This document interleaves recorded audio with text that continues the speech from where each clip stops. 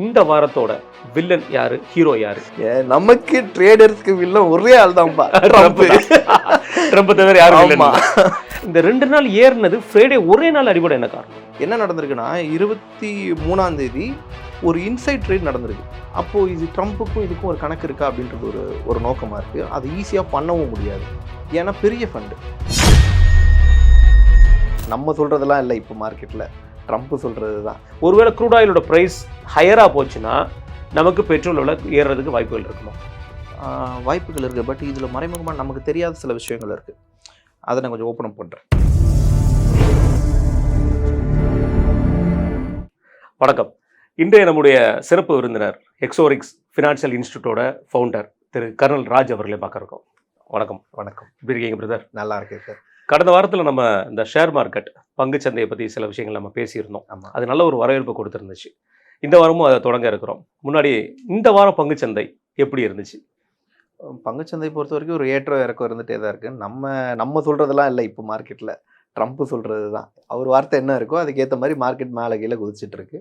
But ஒரு மார்க்கெட்டோட price moment அப்படின்னு பார்க்குறப்போ மார்க்கெட் திங்கக்கிழமை அப்போ வந்து மார்க்கெட் இறங்கி ஏறி மறுபடியும் எங்கே ஆரம்பிச்சதோ அதே இடத்துல வந்து நின்றுச்சு. ஓகே. ஃபார் எக்ஸாம்பிள் ஒரு 2% இறங்கி 4% ஏறி மறுபடியும் 2% இறங்கிருச்சு. எஸ், நெகோஷியேட் எப்படி இருக்குன்னா ப்ராப்பராக என்ன எங்கே ஆரம்பிச்சனோ அங்கேயே வந்து முடிச்சிட்டேன் அப்படின்றது ஒரு 0.1 or 2% முன்ன பண்ண இருக்குது. இதுதான் பொதுவாக எல்லா ஃபீல்டுலையுமே இருக்குது. லைக் பேங்க் நிஃப்டிலையும் அப்படி தான் இருக்குது, நிஃப்டி 50லையும் அப்படி தான் இருக்குது. ஸோ மோரோவர் இந்தியன் செக்டார்ஸ் நம்ம பார்க்குறப்போ இந்தியனோட இண்டெக்ஸில் இந்த மாதிரி இருக்குது. இந்தியன் எக்ஸைட்டில் கொஞ்சம் பாசிட்டிவாக இருக்கிறதுன்னு பார்த்தோன்னா ஐடி இண்டெக்ஸ் வந்து கொஞ்சம் பாசிட்டிவான ரேஷியோ இது. பிகாஸ் ஏன்னா ஐடிக்குள்ளே எல்லாருமே ஏஐ இம்ப்ளிமெண்ட் பண்ணுறதுனால அந்த பக்கம் கொஞ்சம் ஒரு பாசிட்டிவ் சைன் இருக்குது. ஓகே. மற்றபடி மாத கடைசியில் அப்படின்னு பார்க்குறப்போ கிட்டத்தட்ட கோல்டு ப்ரைஸ்ன்னு எடுத்துக்கிட்டோம்னா 25% இறங்கி ஒரு 9% ஏறி ஒரு 16% இருக்குது ஓவரால் இந்த மந்த் எண்ட் அப்படின்னு நம்ம பார்க்குறோம். ஏன்னா அடுத்த வாரத்தில் ஒரு 2 நாள் தான் இருக்குது. ஆமாம். அப்போது கிட்டத்தட்ட மார்க்கெட் இது நம்ம நிஃப்டி எடுத்துக்கிட்டோன்னா ஒரு 10% காலி, பேங்க் நிஃப்டி எடுத்தால் 10% காலி.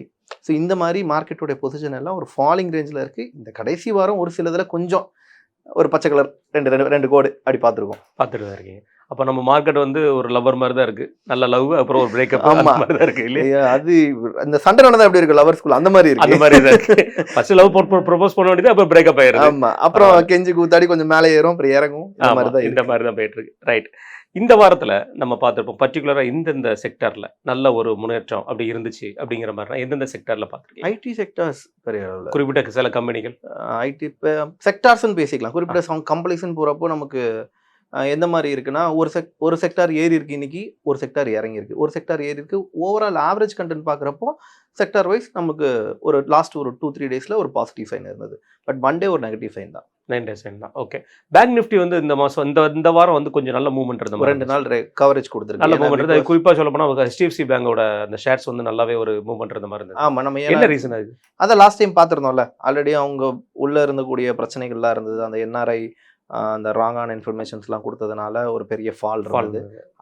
HDFC ஃபால் ஆனதுனாலேயே நமக்கு எதுவும் ஃபால் ஆச்சு, நிஃப்டி பேங்க் நிஃப்டி ஃபால் ஆச்சு, பேங்க் நிஃப்டி ஃபால் ஆச்சு, அதை ஃபாலோ பண்ணி நிஃப்டி ஃபால் ஆச்சு. பட் இப்போ அதை வந்து இல்லை, அந்த மாதிரிலாம் இல்லை. உள்ளே இருக்கக்கூடிய ஆர்டர் புக்ஸ் எல்லாமே நல்லா இருக்குது, கேஷ் ஃப்ளோஸ் கரெக்டாக தான் இருக்குது, ஒன்றும் ப்ராப்ளம் இல்லைன்னு சொல்லிட்டு ஆர்பிஐ சைட்லேருந்து கொடுத்ததுனால ஒரு பாசிட்டிவ் சைன் ரிட்டர்ன். இது வந்து நம்ம லைக் ஒரு ஃபண்டமெண்டலாக பார்க்குறப்ப இந்த நியூஸஸ்லாம் சொல்லலாம்.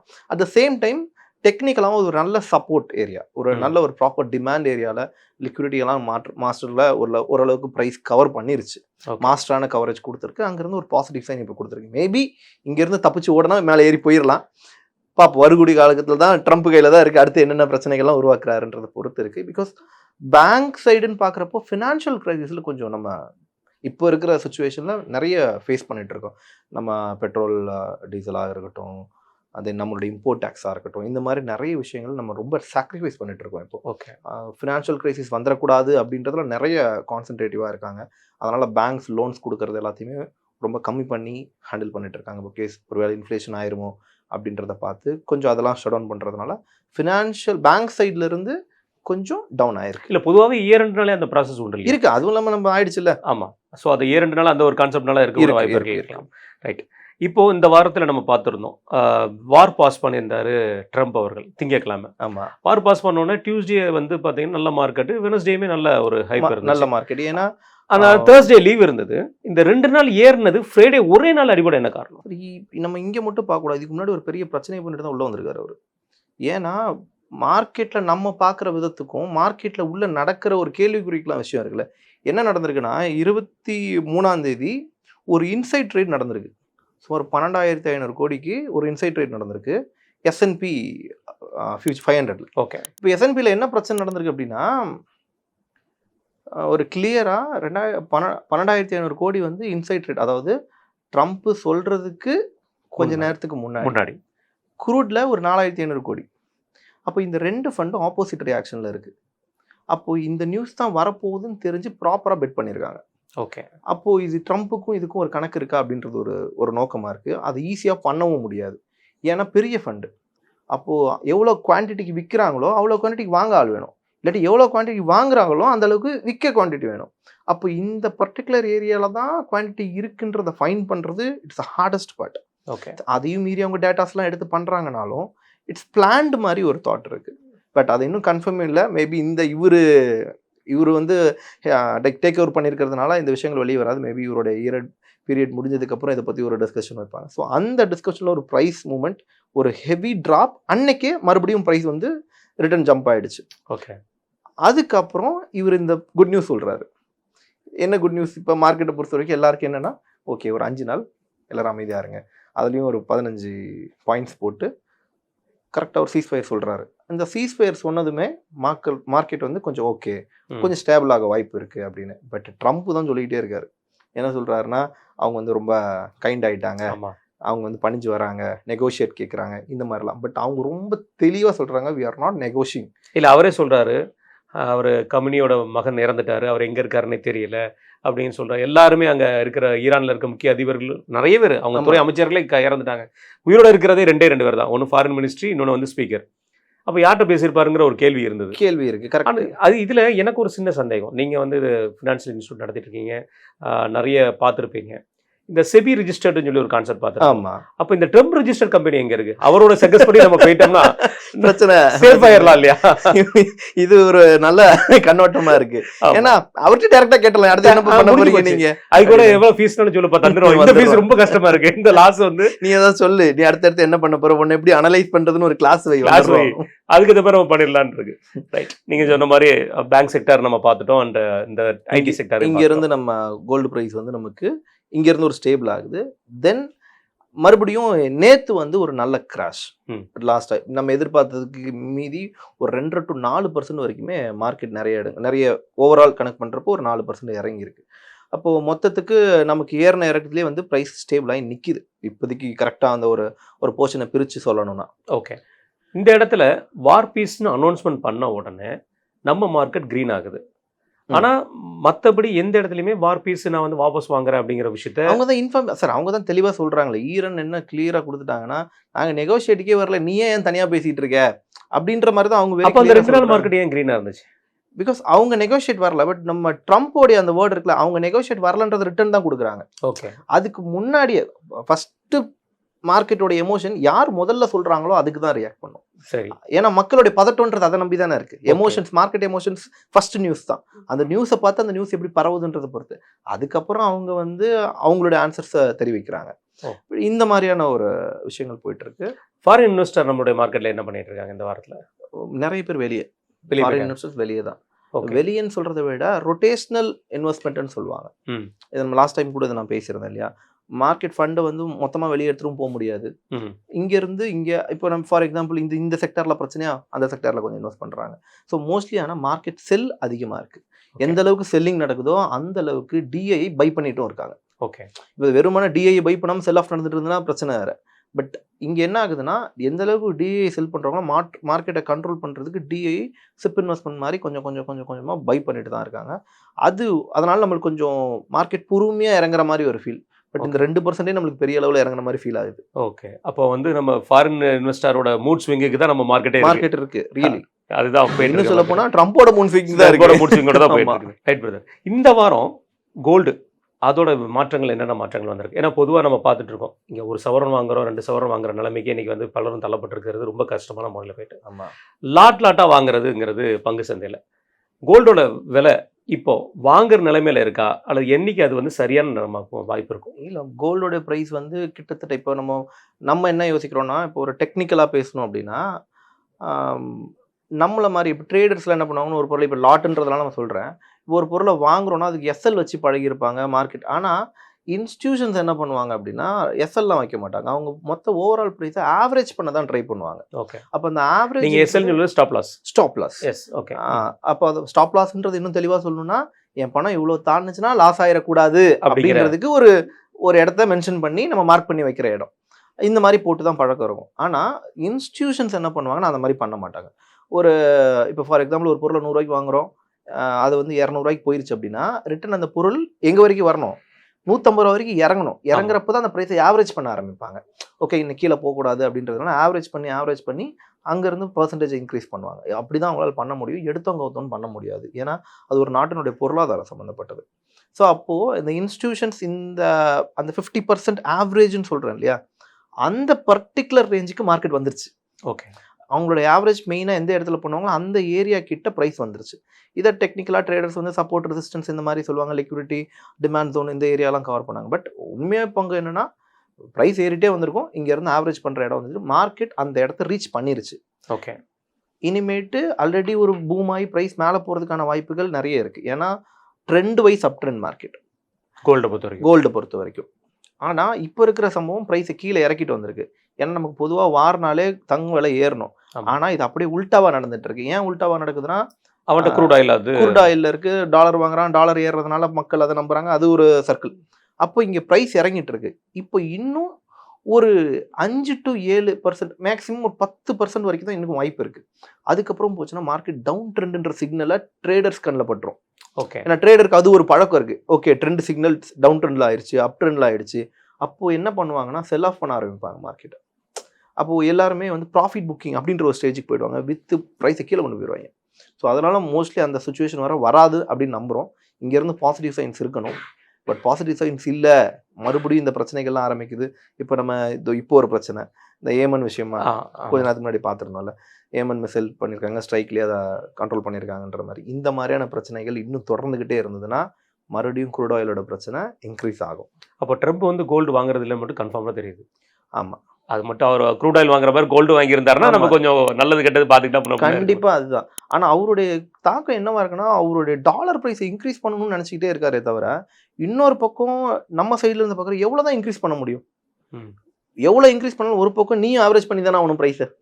அப்போ மறுபடியும் மாட்டுவீங்கல்ல. அப்போ எல்லாரும் அதிக விலை கொடுத்தாதுன்னா எப்படி அந்த பொருளை டிரான்ஸ்ஃபர் பண்ண முடியும்? யார்கிட்ட எவ்வளோ இருக்கு, நீ மட்டுமே மேலேயே இருக்குன்னு நினைச்சா எப்படி? இந்த மாதிரியான பார்வைகள் மக்களுக்குள்ள இருக்கு. பொதுவாக நம்ம தங்கம் விற்கிறவங்கள்ட்ட நம்ம பேசுனது, ஏன்னா கடந்த வாரத்தில் நடந்த ஒரு சம்பவம் என்னன்னா, செவ்வாய்க்கிழமை அன்னைக்கு நினைக்கிறேன், Tuesday R Monday something, morning வந்து ஒரு 5,000 rupees வந்து நம்ம மார்க்கெட் வந்து டவுனாக இருந்திருக்கு. ஆஃப்டர்நூன் வந்து ஒரு 2,500 rupees டவுன் ஆகி ஒரு நாளைக்கு 7,500 rupees பெர் கிராமுக்கு வந்து பெர் பவுனுக்கு வந்து கம்மியாக இருந்திருக்கு.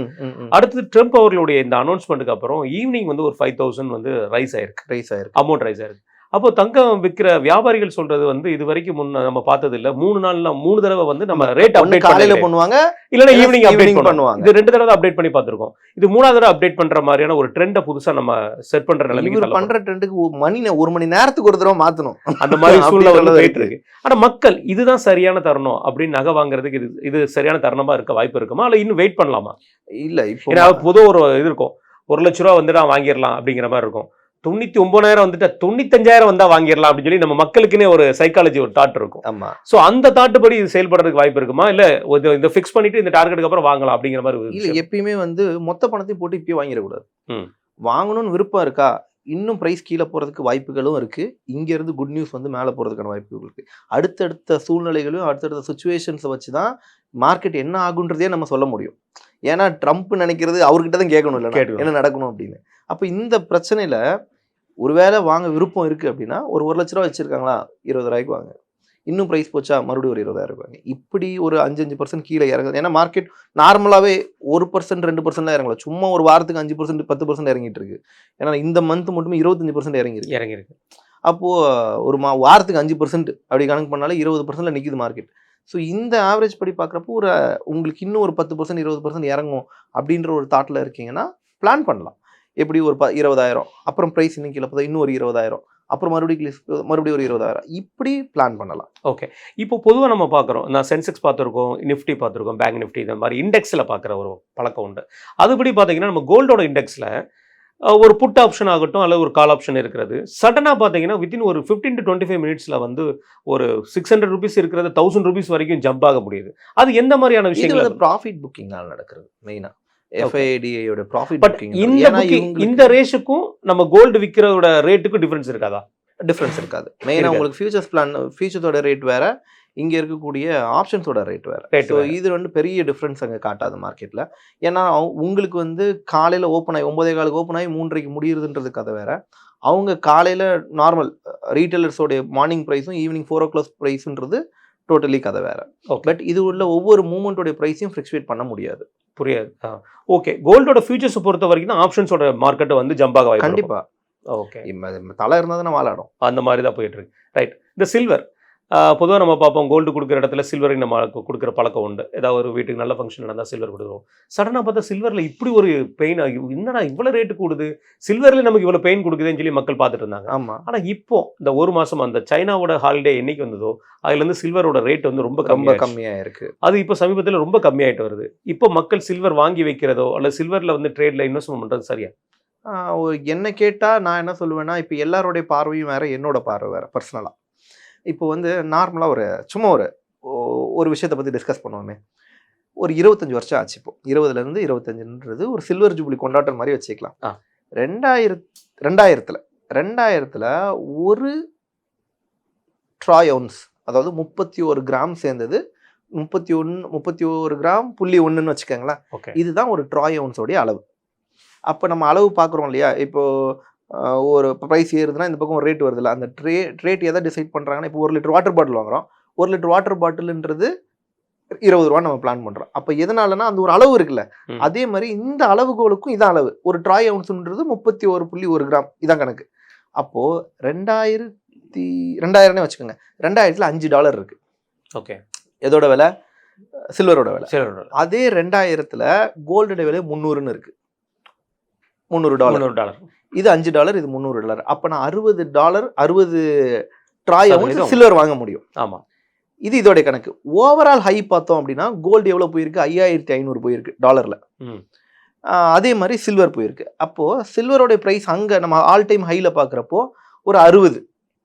இங்கே வந்து நம்ம 60 பார்த்தோம் இல்லையா, அங்கே வந்து ஒரு 64 4500ன்னு வரப்போ இப்போ ப்ரைஸ் 5500 போயிட்டு எங்கே இறங்கிருச்சு? 4500க்கு வந்துருச்சு கோல்டு. இப்போ பாருங்களேன், இப்போ அதே சில்வர் ப்ரைஸ் பார்த்தீங்க அப்படின்னா அதையும் நீங்கள் கால்குலேட் பார்த்து, இப்போ நம்ம அங்கே கால்குலேட் பண்ணி பார்த்தோம்ல 60 வாங்கின மாதிரி இப்போ 64 வாங்க முடியும். ஓகே. கால்குலேஷன் புரியுதா?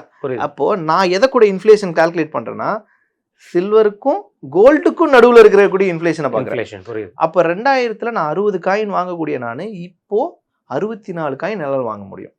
அப்போ அந்த ஒப்பீடு பார்க்குறப்போ இன்னுமே அப்போ சில்வர் கொஞ்சம் தாக்கு பிடிக்கக்கூடிய ஆள் தான்.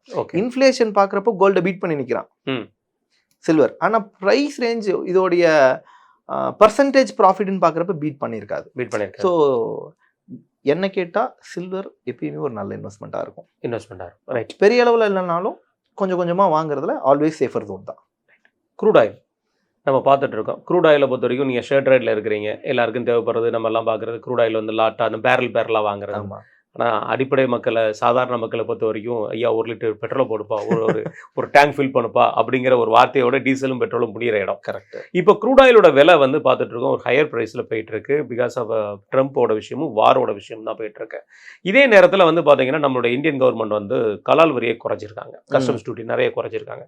டீசலுக்கு இப்போ 0% அண்ட் பெட்ரோலுக்கு வந்து 3%. 13 இருந்தது, இப்போ 10% வரைக்கும் 3 ஆக்கியிருக்காங்க. இந்த பெர்சன்டேஜ் குறைஞ்சிருக்கிறது ஒரு சைடு பார்க்கும்போது கவர்மெண்ட் நமக்கு நிறைய பெனிஃபிட் கொடுக்குது அப்படி இருந்தாலும், இன்னொரு சைடு ஒரு ட்ரிகர் பாயிண்ட் இருக்குது. ஒருவேளை க்ரூட் ஆயிலோட ப்ரைஸ் ஹையராக போச்சுன்னா நமக்கு பெட்ரோல் விலை ஏறுறதுக்கு வாய்ப்புகள் இருக்குமா? வாய்ப்புகள் இருக்குது. பட் இதில் மறைமுகமாக நமக்கு தெரியாத சில விஷயங்கள் இருக்குது. அதை நான் கொஞ்சம் ஓப்பன் அப் பண்ணுறேன். என்னன்னு கேட்டிங்கன்னா, நம்ம மக்கள் எல்லோரும் என்ன நினச்சிட்டு இருக்காங்க, நம்ம இந்தியா தமிழ்நாடு அப்படின்னு நம்ம பஸ்ஸில் பார்த்தோன்னா நம்ம 100 ரூபா அப்போ டெல்லி வந்து 94 ரூபா அந்த ரேட்ல இருக்கு. நம்ம கணக்கு பத்தி பேசணும். 100 ரூபா பெட்ரோல்ன்றது 2022 இருந்து இது வரைக்கும் 100 ரூபா தான் இருக்கு. அப்படியே ஸ்டாண்டர்டா 100 ரூபாயிலிருந்து 102 ரூபா போகும், 101 ரூபா வரும், 100 ரூபா வரும், 99 ரூபா. இந்த 4 ரேட்ல தான் குறைஞ்சிட்டு இருக்கு. இதை பத்தி மட்டும் தானே பேசுறோம். மக்களுக்கு இதுக்கு பின்னாடி என்ன நடக்குதுன்றது தெரியாது. நம்ம மக்களுக்கு இந்த கவர்மெண்ட் அந்த கவர்மெண்ட்னு ஏகப்பட்ட பிரச்சனை இருக்கு. நீ ஏன் அதிகப்படுத்துற? பட் கவர்மெண்ட் என்னெல்லாம் பண்ணியிருக்கு, இந்தியா நமக்காக என்ன பண்ணியிருக்குன்றத கொஞ்சம் யோசிக்கணும். பட் இந்தியா இதை பத்தி பேசியிருக்கலாம், மக்கள்கிட்ட தெளிவா ஒரு விஷயங்களை பத்தி பேசியிருக்கலாம். ஏன் பேசலன்னு தெரியல.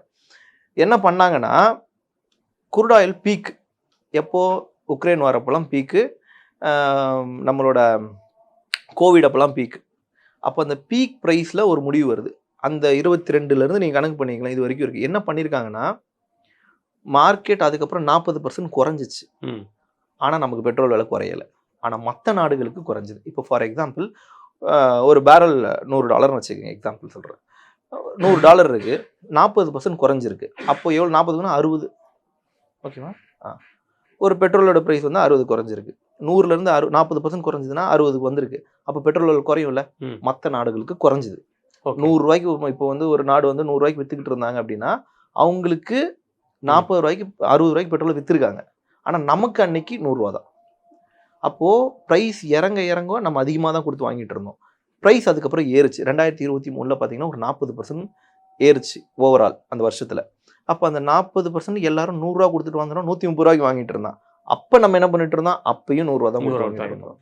இப்போ ப்ரைஸ் ஓவரால் இறங்குச்சு, அப்பயும் 100 ரூபா தான் கொடுத்துருவோம். இப்போ ஓவரால் ஏறி இருக்கு, இப்போவும் 100 ரூபா தான் கொடுக்குறோம். இது தொடர்ந்தா நல்லா இருக்கும். இது ஏன் நல்லா இருக்கும்னா, மக்கள் நார்மலாக வெளியே போகணும், வரணும், ஒரு வியாபாரம் பார்க்கணும்னா இதனால நம்ம நல்லா விலைவாசி உயர்வும் இருக்கு இல்ல. ஆமா, இது அதனால அது அதோட இம்பாக்ட் வந்து எல்பிஜியில் காட்டினாங்க, அது அடுத்த விஷயம். பட் டே டு டே லைஃப்ல உங்க கண்ணுக்கு எதுதான் இருந்துச்சு? 100 ரூபாயிலே தான் இருந்தது. இது யார் பேர் பண்ணிக்கிட்டோம்னா, பெட்ரோல் கம்பெனிஸ் பேர் பண்ணிக்கிட்டாங்க.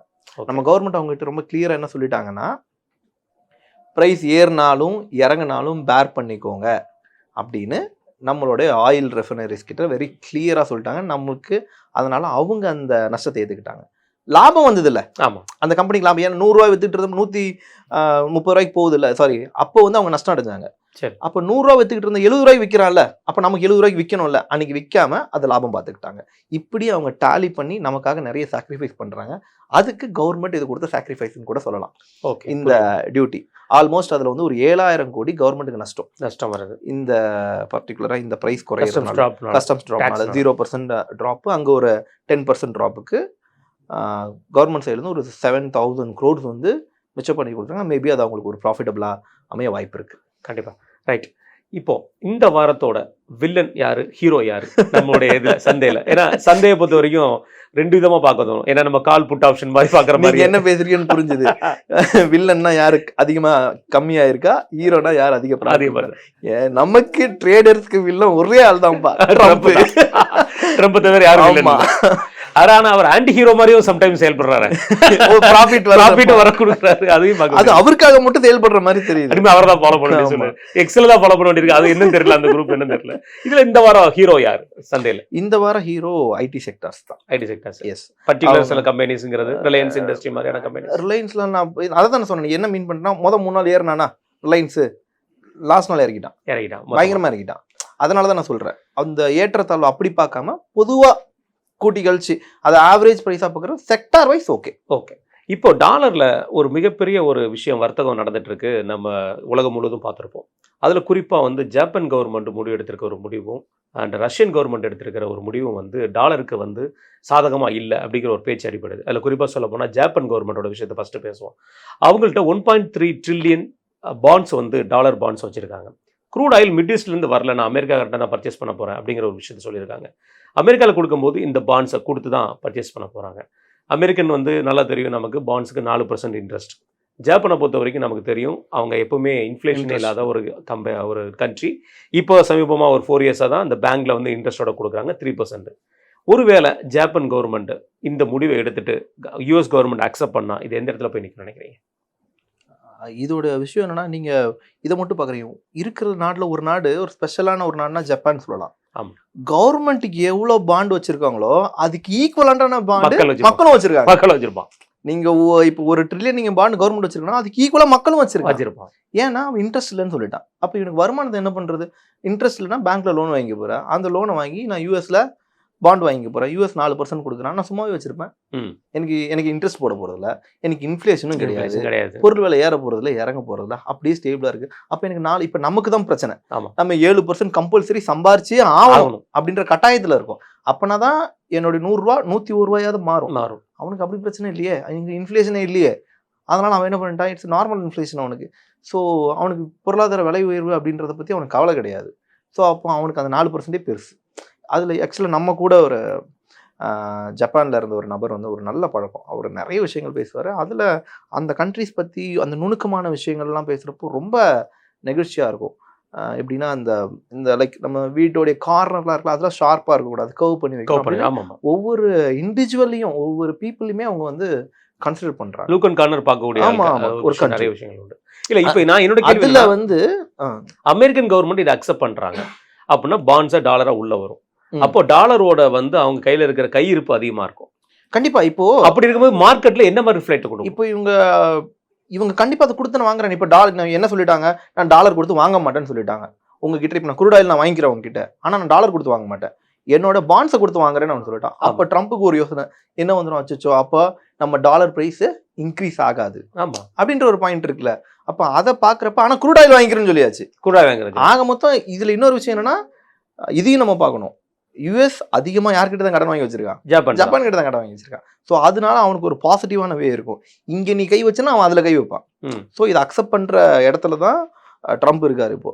ஓகே, வேற வழி கிடையாது. அவங்க இதை அக்செப்ட் பண்ணும்போது மார்க்கெட்ல எந்த மாதிரி ரிஃப்ளெக்ட் ஆகும்? இப்போ நமக்கு தெரியும் வார் பண்றதுல முக்கிய பங்கு வந்து யூஎஸ்க்கு இருக்கு. கண்டிப்பா. இது இப்போ ஒருவேளை நான் யூஎஸ் கவர்மெண்ட் வந்து ஏன்னா செனட் வந்து இது கூடுற மாதிரி இருக்கிற இடத்துல ஃபினான்ஷியல் அட்வைசர் வந்து சொல்ல விஷயம், நம்ம பாண்ட்ஸ்க்கு உள்ள இன்ட்ரெஸ்ட்டை வந்து குறைக்கலாம் அப்படிங்கிற ஒரு வார்த்தையும் பேசிட்டு இருக்காங்கன்னு சொல்றாங்க. கரெக்ட்.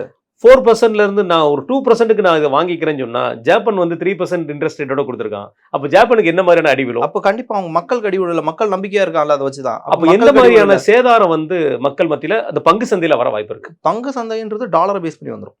இப்போ எடுத்தோன்னு இங்கே வராது, டாலர் பேஸ் பண்ணும், டாலர் பேஸ் பண்ண கோல்டு அடி வாங்கும்.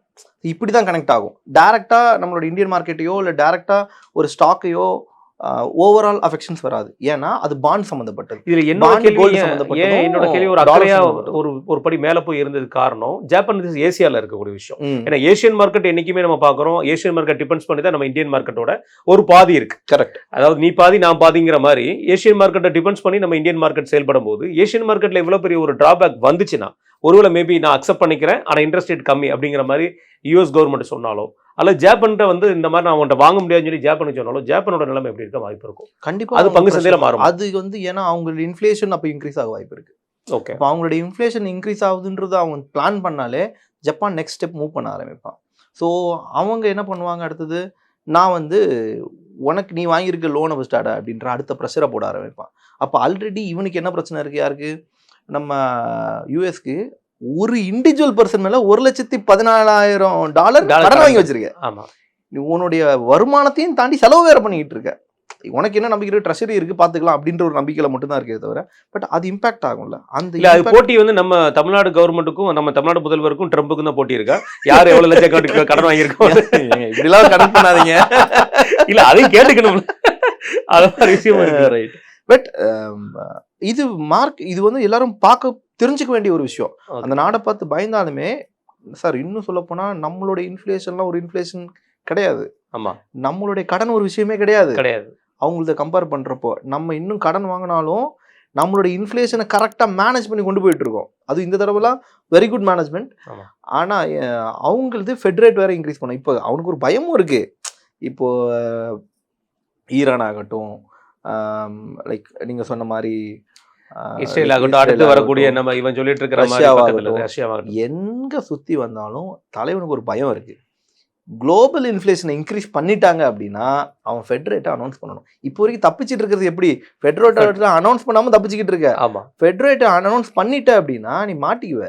ஏன்னா ஃபால் ஆயிடும். ஓகே, நீ இவ்வளவு நாள் கஷ்டப்பட்டு பிரைஸை ஏற்றி வச்ச டாலரோடைய பிரைஸை ஃபால் பண்ணிடுவ நீயே. ஓகே, அப்போ அதுக்கு பெரும்பாலும் உடன்பட்டு வர மாட்டாங்க. எனக்கு தெரிஞ்சு ஜப்பான் என்ன சொல்றாங்களோ அதை அக்செப்ட் பண்ணிக்கிற இடத்துல இருப்பாங்க. ஓகே. ஜப்பான் என்ன சொல்றாங்களோ அதை அக்செப்ட் பண்ணிக்கிற இடத்துல இருப்பாங்க. ரஷ்யன் கவர்மெண்டோட அந்த முடிவு, அதாவது கோல்டை வந்துட்டு 100 கிராமுக்கு மேலே நாங்கள் எக்ஸ்போர்ட் பண்ண மாட்டோம் அப்படிங்கிற சொல்கிற ஒரு முடிவு, அது ரஷ்யன் கவர்மெண்ட் வந்து பிரிக்ஸில் நம்ம இருக்காங்கன்னு தெரியும், பிரிக்ஸ் மணியை வச்சு பேஸ் பண்ணி தான் ஆமா. பார்த்துருப்போம். டாலரை வீக்னஸ் பண்ணுறதுக்கு சைனாவும் ரஷ்யாவும் தனிப்பட்ட முறையில் அதுக்குண்டான வேலையில் பண்ணிட்டு இருக்காங்க இந்த வார் மூமெண்ட்டில். ரஷ்யன் கவர்மெண்ட் எடுத்திருக்கிற இந்த முடிவு எந்த லெவலில் வந்து டாலருக்கு அகேன்ஸ்ட் ஆகும், அது வந்து பங்கு சந்தையில் எவ்வளோ பெரிய மாற்றத்தை அது கொடுக்கும்? பெரிய அளவில் பங்கு சந்தையில் அடி இருக்கு. ஏன்னா அது ஒரு ஹை பம்பையோ ஹை டிப்பையோ கொண்டு வராது, ஒரு ஸ்டேபிள்னஸை கொண்டு வரும். ஏன்னா அதான யாருக்கு அடி இருக்குன்னா யூஎஸ் டாலருக்கு அடி இருக்குது. ஆல்ரெடி நம்ம என்ன பண்ணிட்டோம்னா 2022 இருந்தே ஒரு தெளிவான கண்ணோட்டத்துக்கு வந்துடும். இப்போ நம்ம எது வாங்கினாலும் சரி, இப்போது யூஎஸ் ஆயில் வாங்கினாலும் சரி, யார்கிட்ட என்ன வாங்கினாலும் முதல்ல என்ன பண்ணிட்டு இருப்போம்னா மொத்தமாக கொடுத்துவாங்க. ஐநூறு மொத்தமாக கொடுத்து வாங்குறது, டாலர் மொத்தமாக கொடுத்து வாங்குறது. இப்போ எப்படி மாறிட்டோம் அப்படின்னா மொத்தமாக கொடுக்குறது இல்லை. ஓகே. எண்ணில் கொஞ்சம், டாலரில் கொஞ்சம், கோல்டு கொஞ்சம், பாண்ட்ஸில் கொஞ்சம், இப்படி கலவையாக கொடுத்து தப்பிச்சுக்கிட்டு இருக்கோம். பட் இதே ஃபார்மேட்டை தான் ரஷ்யாவும் ஃபாலோ பண்ணிட்டுருக்காங்க. ஸோ இப்போ இந்த 2022 இந்த ஒரு கால்குலேஷனுக்கு வந்ததுனால இவங்க சொல்கிற விஷயம் அவங்களுக்கு ரொம்ப தெளிவான கரெக்டான விஷயம். ஓகே. அது வந்து அவங்களுக்கு ஒரு பாசிட்டிவ் சைன், ட்ரம்ப்புக்கு அது ஒரு நெகட்டிவ் சைன். ஆக மொத்தத்தில் வந்து டாலரோட விஷயத்தை நம்ம வெயிட் பண்ணி பார்க்கலாம். மொத்தத்துக்கு எல்லாரும் சேர்ந்து ட்ரம்ப் அடிச்சு நொறுக்கணும்னு முடிவு பண்ணிட்டு இருக்காங்க. ஓகே. அப்போ எல்லாருமே சொல்ல வார்த்தை ஐ எம் வெயிட்டிங் சொல்லி டாலரை பார்த்து சொல்ற வார்த்தை டி டாலரைசேஷனுக்கு எவ்ரி ஒன் இஸ் பிளான்ட் ரெடியா இருக்கு வர. அப்போ பங்கு சந்தையில மிகப்பெரிய ஒரு மாற்றம் கூடிய சீக்கிரத்தில் கரன்சி வைஸா இருக்கு. கண்டிப்பா இருக்கு. ரைட். இந்த கடைசி என்னோட கொஸ்டின்னா, அடுத்த வாரம் நமக்கு தெரியும் 2 நாள் லீவு, 3 நாள் தான் மார்க்கெட். கடைசி 3 நாள் லீவ் இருக்கு. ஆமா, 3 நாள் சனி ஞாயிறு லீவ் இருக்கு. நம்ம தலைவனோட பேட்டர்னே ஃப்ரைடே தான். அவனுக்கு குட் ஃப்ரைடே இல்ல போல இருக்கு, பேட் ஃப்ரைடேவே எல்லா ஃப்ரைடேயும் கொடுத்துட்டு இருக்கான். அவருக்கு அது குட் ஃப்ரைடே தான். அவருக்கு அது குட் ஃப்ரைடே அவருக்கு அது good Friday. Every Friday good Friday வந்து ட்ரம்புக்கு இருக்கு. நம்ம பார்ப்போம் எப்பவுமே வந்து நிஃப்டியோட எக்ஸ்பிரி வந்து செவ்வாய்க்கிழமை, மார்க்கெட்டு டவுன் நம்ம பார்த்துருக்கோம்.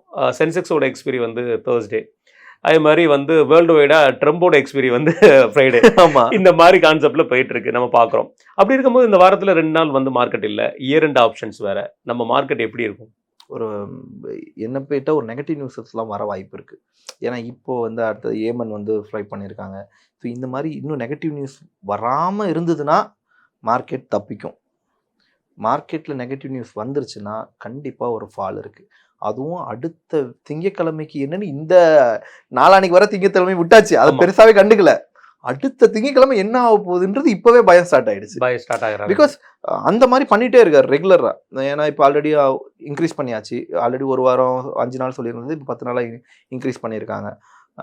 இது அந்த சீஸ்வார் எப்படி முடியுது, அதனுடைய நோக்கம் என்ன, சீஸ்வார்னு நான் சீஸ்வார்ன்றதை பேச ஆரம்பிச்சதுக்கப்புறம் தாக்குதல் எப்படி இருக்க போகுது, பேச ஆரம்பிச்சு தாக்குதல் பண்ணால் அது இன்னும் இம்பாக்டை பெருசாகும்.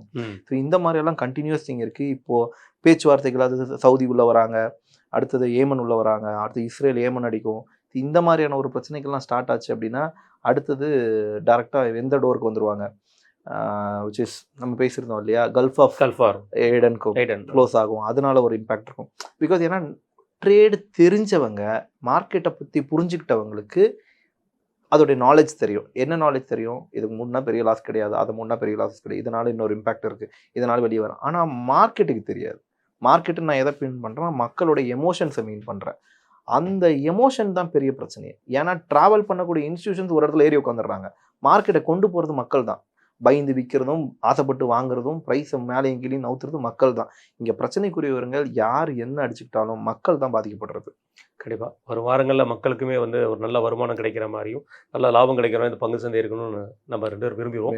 அடுத்த வாரம் அதே மாதிரி சந்திப்போம். நிறைய கருத்துக்களை பகிர்ந்து கொள்வோம். மிக்க நன்றி, உங்கள் நேரத்தையும் கருத்தை பண்ணுங்க. தேங்க்யூ.